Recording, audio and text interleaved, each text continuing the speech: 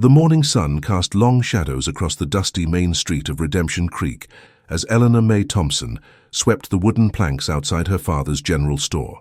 At 22, she moved with the practiced invisibility of someone who had learned to navigate life without drawing attention. Her plain brown dress hung loose on her slight frame, and her auburn hair was pulled back in a severe bun that did nothing to soften the sharp angles of her face.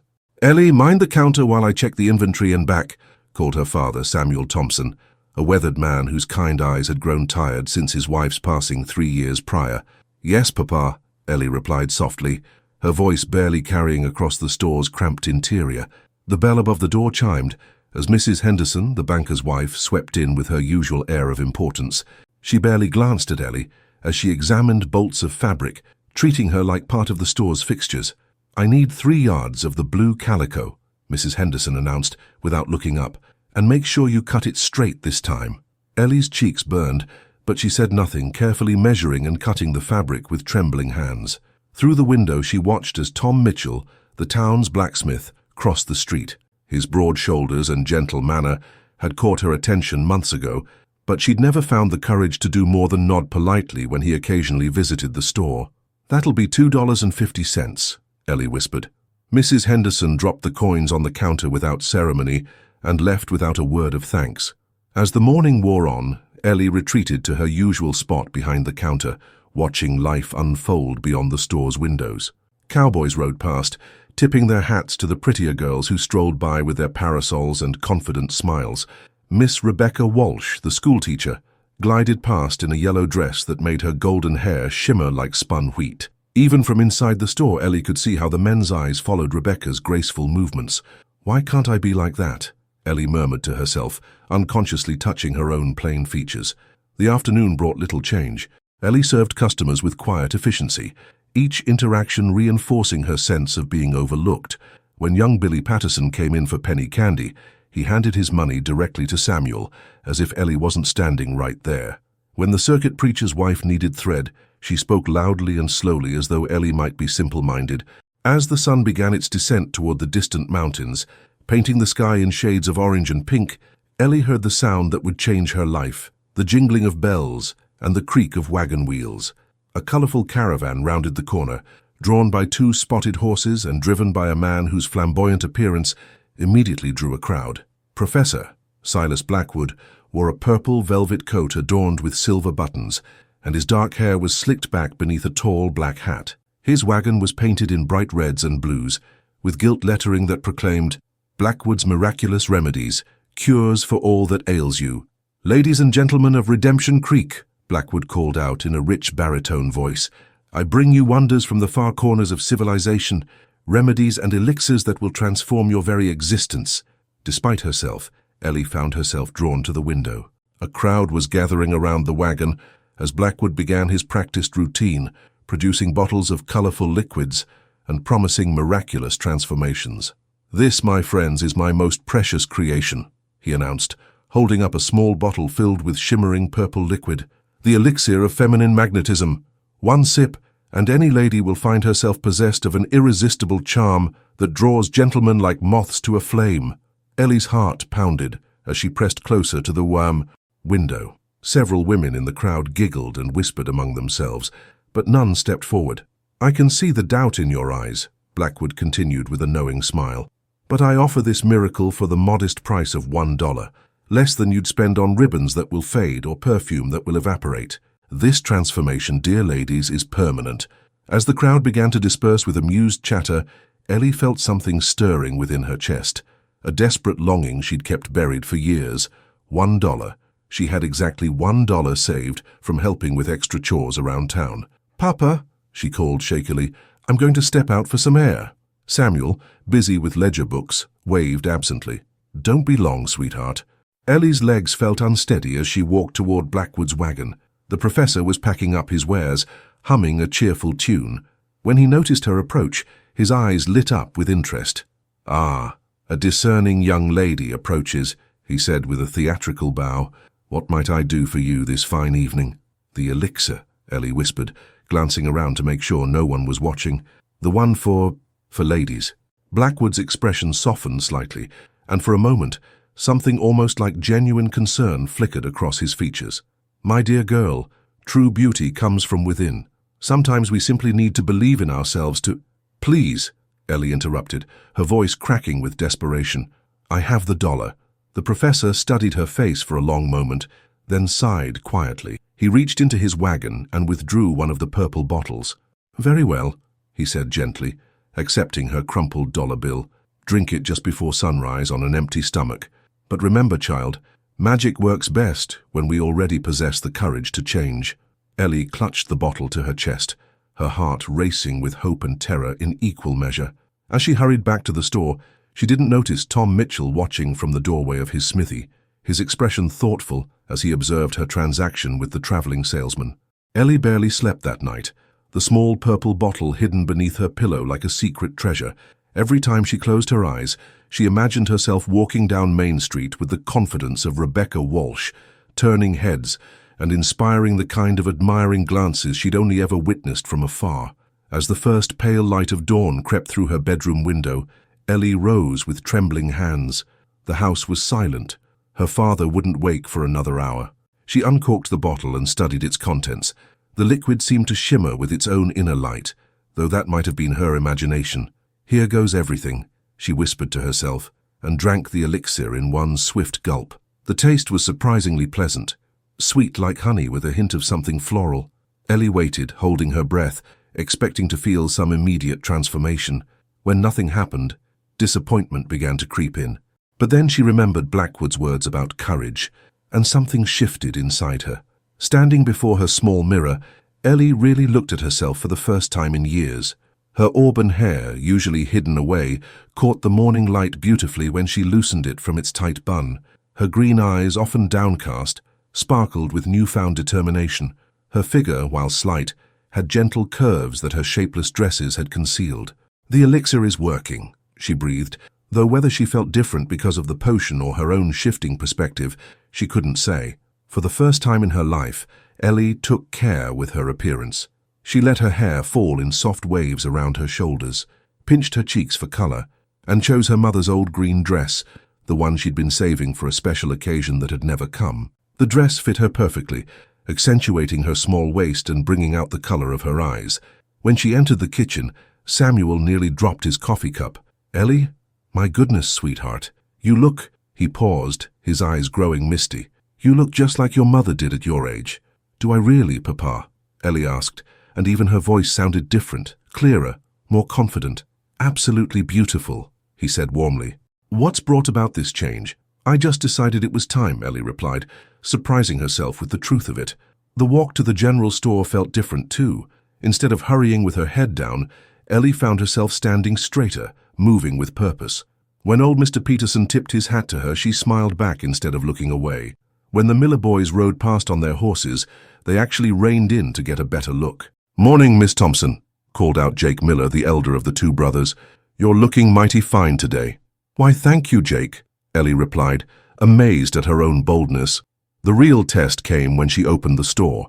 Mrs. Henderson arrived for her weekly shopping, but this time she actually looked at Ellie when she entered. "Goodness me, Eleanor, you look different today," she said, her tone less dismissive than usual. "Have you done something new with your hair?" "Just decided to let it down," Ellie answered, helping the woman select some ribbons with newfound ease. "Well, it suits you," Mrs. Henderson admitted grudgingly. But the moment that truly convinced Ellie of the elixir's power came when Tom Mitchell entered the store around midday. The blacksmith, usually focused and businesslike, stopped dead in his tracks when he saw her. "Miss Thompson," he said, his voice slightly hoarse. I needed some nails, but He seemed to lose his train of thought, staring at her with an expression of wonder. "Of course, Mr. Mitchell," Ellie said, her heart racing but her voice steady. "What size did you need?" Well, Tom ran a hand through his dark hair, suddenly looking boyish despite his broad shoulders. "Actually, Miss Thompson, I was wondering would you consider taking a walk with me after you close the store? There's something I'd like to discuss with you." Ellie felt as though she might faint from surprise and joy. "I'd like that very much," she managed to say. Tom's face broke into a broad grin. "Wonderful. I'll call for you at 6 if that suits you."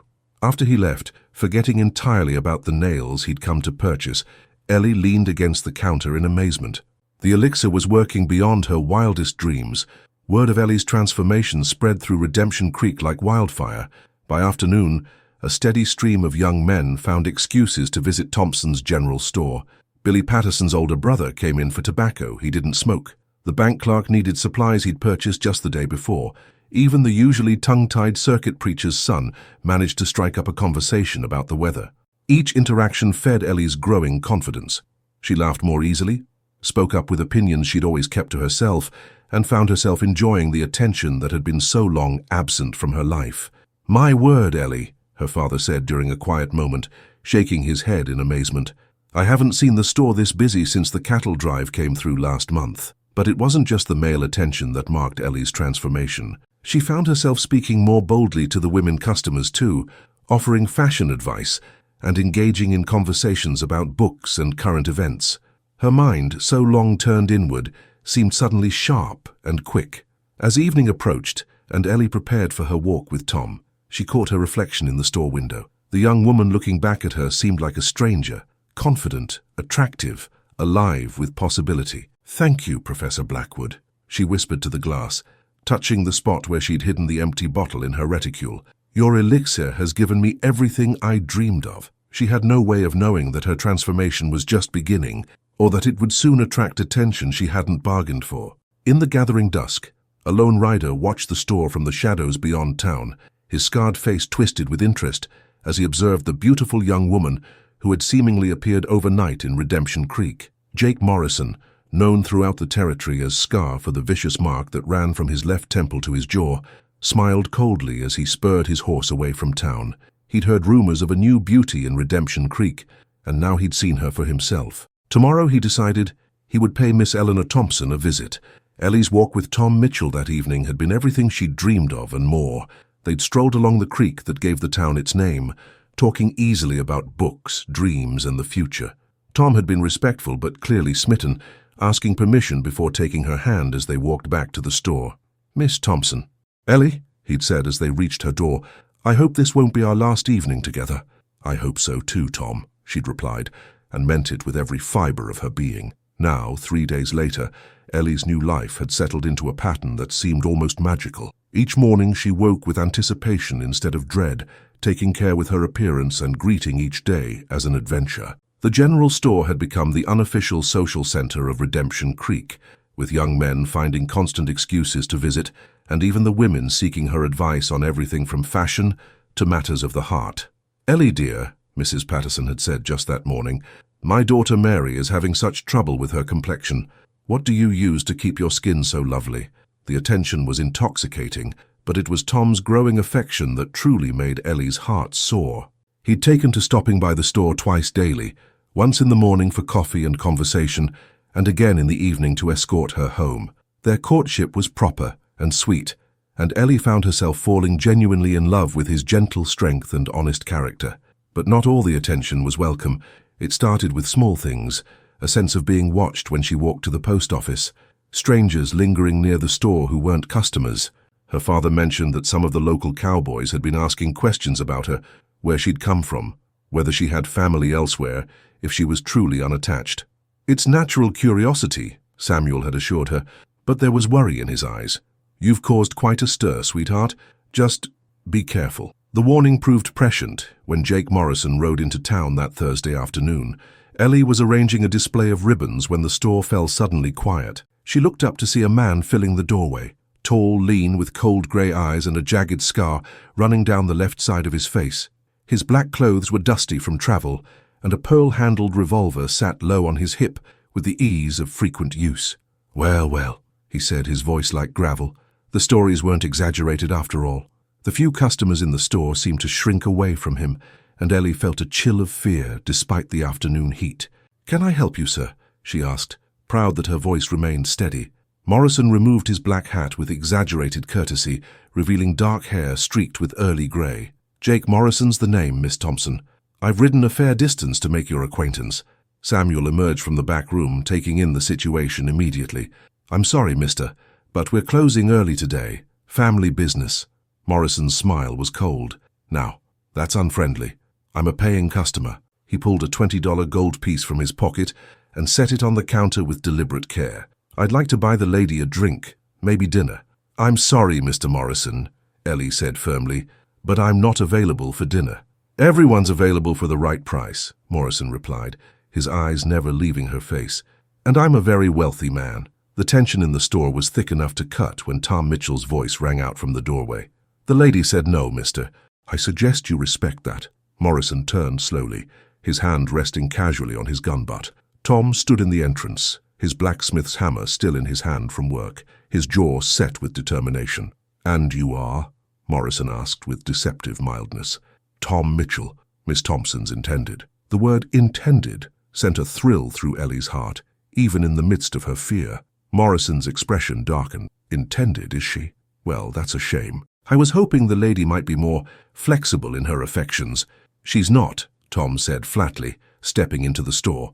Despite his broader frame, something about Morrison suggested coiled violence that made the confrontation feel deadly. Morrison studied Tom for a long moment, then turned back to Ellie with a smile that never reached his eyes. "Well, Miss Thompson, it seems you've got yourself a protector. That's fine. I'm a patient man." He touched the brim of his hat. "We'll speak again soon." As he left, Morrison paused next to Tom. "Pretty things have a way of getting broken out here, blacksmith. Be sure you can protect what's yours." After Morrison's footsteps faded, the store remained silent for several heartbeats. "Who was that man?" Ellie whispered. "Trouble," Samuel said grimly. "Jake Morrison runs with a gang out of the Badlands. They've been hitting ranches and mining camps throughout the territory." Tom moved to Ellie's side, his face pale but resolute. "You're not safe here anymore. Morrison doesn't take no for an answer, and he's got the reputation to back up his threats." "What are you suggesting?" Samuel asked. "I think Ellie should come stay with my sister in Phoenix until this blows over. Margaret would welcome the company, and Morrison won't follow her that far for one woman." Ellie felt her new world crumbling around her. "I can't leave. This is my home. My life is here now." "Your life won't matter if you're dead," Tom said bluntly. "Morrison's killed men for less than refusing his advances." That evening, as Ellie prepared for bed, she found herself staring at the empty elixir bottle she'd kept as a memento. The transformation it had brought her was wonderful, but it had also painted a target on her back. For the first time since drinking Blackwood's potion, she wondered if the price of beauty might be higher than she'd ever imagined. Outside her window, a figure watched from the shadows of the livery stable. Morrison had made camp just outside town, and his patience was already wearing thin. He'd never been refused by a woman before, and he didn't intend to start now. As Ellie finally drifted off to sleep, she couldn't shake the feeling that her magical transformation was about to become a nightmare. The elixir had given her everything she'd wanted, but it had also attracted the attention of a man who took what he wanted by force. The question now was whether the confidence the potion had given her would be enough to face what was coming, or if she would need to find a courage that came from somewhere deeper than any bottle could reach. Ellie's refusal to leave Redemption Creek had created a tense standoff. Morrison and his gang remained camped outside town, making their presence known but not yet making a move. Tom had taken to sleeping in the store's back room, his rifle within easy reach, while Samuel kept a shotgun behind the counter. The atmosphere in town had changed dramatically. Where once Ellie had walked freely, enjoying her newfound confidence and the admiration of the townspeople, now she moved under constant guard. The magic of her transformation felt tainted by fear, and she began to question whether the elixir's gift was worth the danger it had brought. It was on the 5th day after Morrison's arrival that Professor Blackwood returned to Redemption Creek. Ellie was helping Tom repair a loose shutter on the store when the familiar sound of jingling bells announced the medicine wagon's approach. But this time, instead of the theatrical showman she remembered, Blackwood looked worn and worried. His colorful coat was dusty, and his usual jovial expression was replaced by concern. "Miss Thompson," he called out, climbing down from his wagon with unusual haste. "I heard there was trouble in town. Something about a dangerous man asking questions about the young lady who bought my elixir." Tom stepped protectively in front of Ellie. "You're the snake oil peddler who sold her that bottle." "Professor Silas Blackwood, at your service," the man replied, but his attention remained fixed on Ellie. "My dear girl, I'm afraid I may have inadvertently put you in danger. There are men who, well, they seek out women who've used my elixirs, believing them to possess special powers." Ellie felt a chill run down her spine. "Special powers? But it's just a confidence tonic, isn't it?" Blackwood's expression grew even more troubled. Perhaps we should speak privately. Despite Tom's protests, Ellie insisted on hearing what the professor had to say. They gathered in the store's back room, Ellie, Tom, Samuel, and Blackwood. The truth is, Blackwood began heavily, my elixir of feminine magnetism is nothing more than colored sugar water with a hint of lavender oil for scent. The words hit Ellie like a physical blow. What? It's a harmless placebo, my dear. The real magic was always your own confidence and the courage to present yourself differently. But men like Morrison, they don't understand this. They believe the elixir possesses genuine supernatural properties, and they think that by possessing a woman who's used it, they can gain power for themselves.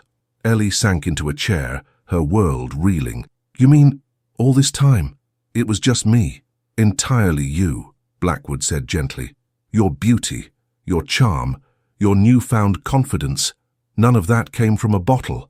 It was always within you, waiting for the right moment to emerge. Tom knelt beside her chair, taking her hands in his. Ellie, does it matter? You're the same wonderful woman you've been for the past week. Nothing's changed. But everything had changed for Ellie. The foundation of her transformation, the source of her confidence, had been built on a lie. She felt exposed, vulnerable, as if the magic that had protected her was suddenly gone. I don't understand, she whispered. If the elixir was fake, how did I change so much? Because you finally saw yourself as you truly are, Samuel said quietly. Beautiful, intelligent, worthy of love and respect. The bottle didn't give you those qualities, sweetheart. It just gave you permission to believe in them. But Morrison doesn't know the elixir is fake, Tom realized. He still thinks Ellie has some kind of magical power. Blackwood nodded grimly, which makes her even more valuable to a man like him. He'll never stop hunting her as long as he believes she possesses supernatural beauty. Then we tell him the truth, Ellie said, standing with sudden determination. We show him the elixir is just sugar water. Once he knows there's no magic, he'll lose interest and leave. No, Blackwood said urgently. Men like Morrison don't like being made fools of. If he learns he's been chasing a fake, he might kill you out of rage and humiliation. The room fell silent as the weight of their situation settled over them. Ellie was trapped. Dangerous if she possessed magical beauty, potentially dead if Morrison discovered he'd been deceived. There might be another way, Tom said slowly. What if we make him think the magic is real but dangerous? That pursuing Ellie would bring him bad luck or curse his gang? Blackwood's eyes lit up. That might actually work. Morrison is superstitious, like most outlaws. If we could convince him that the elixir's power comes with a terrible price. How? Samuel asked. Leave that to me, Blackwood said, his theatrical nature reasserting itself. I have some associates in the territory who owe me favors, men who can help spread the right kind of stories. As they planned their deception, Ellie found herself grappling with a profound revelation. For days, she'd believed her transformation was the result of magical intervention. Now she had to accept that every kind word, every admiring glance, every moment of newfound confidence had been earned by her own courage and authenticity. It was terrifying and liberating at the same time. Tom, she said as they prepared to leave, when you said I was your intended, did you mean it? Tom's face softened. I've been hoping to court you properly for months, Ellie, even before you changed your hair and started wearing your mother's dresses. There was always something special about you, something that drew me to the store even when I didn't need supplies. But I was so plain, so invisible. You were quiet, Tom corrected, thoughtful, kind. I used to watch you helping customers, always patient and gentle, and I thought you were the most beautiful woman I'd ever seen. When you finally started letting that beauty show on the outside, it just confirmed what I already knew about what was inside. As the sun set over Redemption Creek, Ellie realized that while she'd lost her faith in magical elixirs, she'd gained something far more valuable, the knowledge that she possessed her own power, her own worth, independent of any external source. Now she just had to survive long enough to fully embrace it.